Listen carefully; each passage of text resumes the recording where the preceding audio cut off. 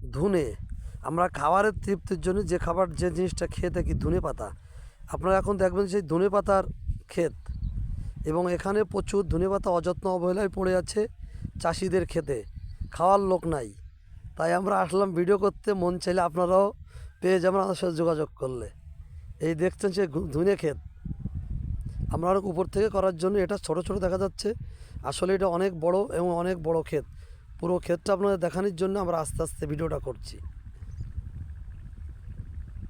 আপনারা দেখছেন ধনে ক্ষেত, এখন কুয়াশা, শীত, আলো অনেক কম, আমাদের ভিডিও করতে খুবই বেগ পেতে হচ্ছে। আপনারা দেখছেন সেই ধনে ক্ষেত, এবং আমরা সেই ধনে চাষি সর্দার তৈদ আমাদের পাশেই আছে। আমরা আস্তে আস্তে কথা বলবো, আগে আপনারা ক্ষেতটা সুন্দর করে দেখতে থাকুন।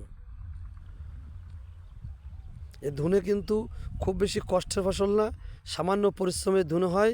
এই ধনেটা বোনার নিয়ম, মাটিটা সুন্দর করে তুলতুলে সুন্দর করে ডেলা থাকবে না, একদম সুন্দর করে মিহি করতে হয় মাটিটা। সেই মিহি মাটিতে ধনে বললে ধনেটা খুব ভালো হয়। বেলে দোআঁশ মাটিতে ধনেটা সুন্দর জন্মে, এবং এটা লতা জাতীয় উদ্ভিদ।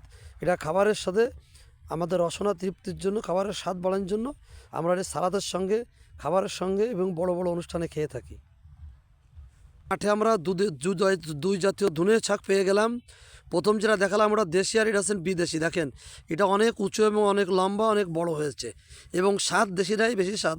কৃষক আমরা বললেন দেশিটাই বেশি স্বাদ। এবং এখানে প্রচুর জমিতে ধনিয়ার চাষ করা হয়েছে। এরা পাতা বিক্রি করার জন্য করবে, ফসল এবং ধনে বিক্রির জন্য করবে, বীজ রাখার জন্য এরা এগুলো করে। আমাদের সাথে কথা হলে কৃষকের সেটাই কথা হলো। কৃষক তহিদ, উনি ক্ষেতের পরিচর্যা করছেন। তহিদ, এই বুনের কত আগে বুনিছো তুমি? 1 মাস আগে বুনিছো, তাই তো? আমার দিকে তাকাও, 1 মাস আগে বুনিছো, আর এখন বিক্রি করার মতন হয়ে গেছে, তাই তো? বিক্রির উপযোগ হয়ে গেছে। আচ্ছা, আর প্রচুর বিক্রি হচ্ছে, তাই তো? প্রচুর আকারে বিক্রি হচ্ছে। আর ধনে চাষ কি লাভজনক? ব্যবসায় লাভজনক, খুব লাভ। আর এটা তো অল্প দিনের ফসল, তাই তো? অল্প দিনের ফসল। চাহিদা কেমন আছে মার্কেটের? অনেক চাহিদা। ওর বাজারে গেলে বিক্রি হয়ে যায়? বাজারে গেলে বিক্রি হয়ে যায়। ব্যাপারীরা কি এখানে এসে নিয়ে যায়? যে এখানে পাইকারি খুচরো নিয়ে যায়।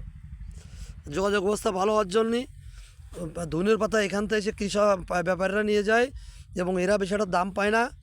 দাম পায় ব্যাপারীরা, মধ্যস্থভোগীরা। এরা সামান্য পয়সা দিয়ে বিক্রি করে। আসলে আমরা বাজারে গেলে অনেকটা দিয়ে কিনে খাই, কিন্তু কৃষক এই দামটা পায় না। দেখেন কত সুন্দর ধনে ক্ষেত, অনেক বড় বড় ধনে এখানে হয়ে পড়ে আছে, ধনের পাতা।